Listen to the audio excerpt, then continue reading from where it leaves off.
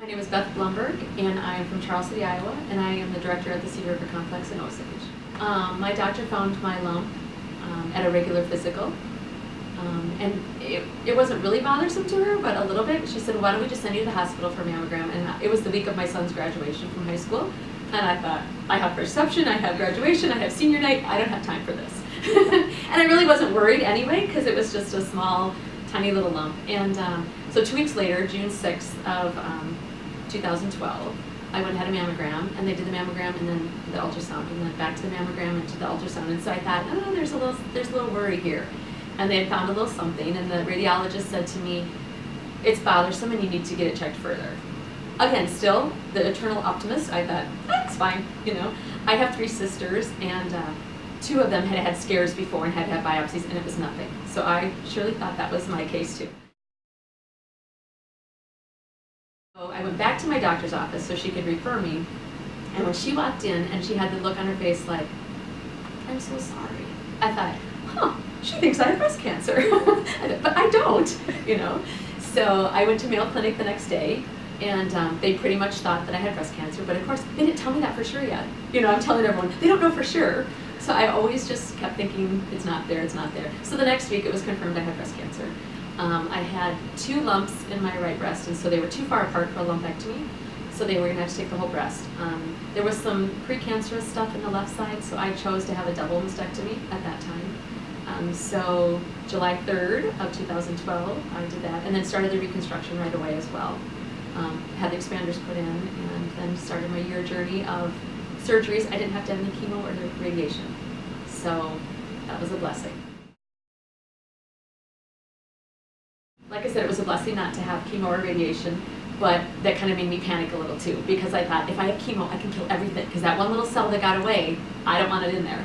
And so I really struggled with that a little bit, and I talked to my oncologist. I remember he actually called me at home one morning, and we were talking about it, and I said, if it was your wife or your daughter, what would you do? And he said, I would not give them chemo, because it's, your tumors were, you know, I would not give chemo. And I'm like, okay, like I said, my son had just graduated from high school, and one of my fears, and this part makes me cry sometimes, I wanted him to go to college and have a wonderful freshman year, and not to worry about a mom at home with no hair. So 2 weeks after he moved to college, I found out he didn't have to have chemo. So it was just, you know, yes, I had surgeries, but he didn't have to know every detail about all of that. So many friends reached out and said, hey, I have a friend that just went through this. Can I call you? And that was really cool and nice for me to know now that when I find out someone's diagnosed, that I can call them and say, here was my experience, yours will be different, but here's what I learned. Story.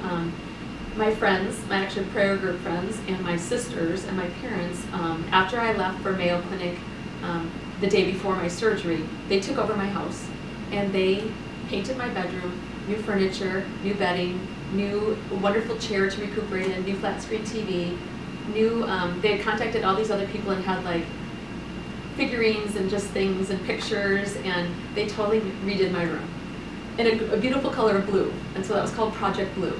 But I think it was just so humbling for me. It was really hard for me to accept that almost, like, why did they do this for me, you know?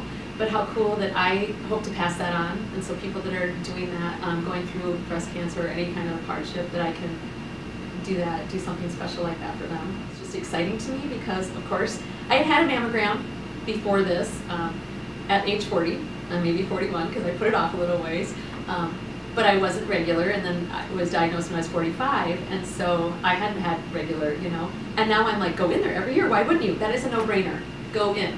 But when I think about my mammogram experience and how I did a mammogram and an ultrasound and mammogram, they can't see as much. I mean, they can't. This 3D will just open the doors for so many more women to find out more right away, more specific information, and just be more detailed. And it's just exciting. I think that this is, you know, breast cancer is such a curable thing nowadays, and you catch it early enough.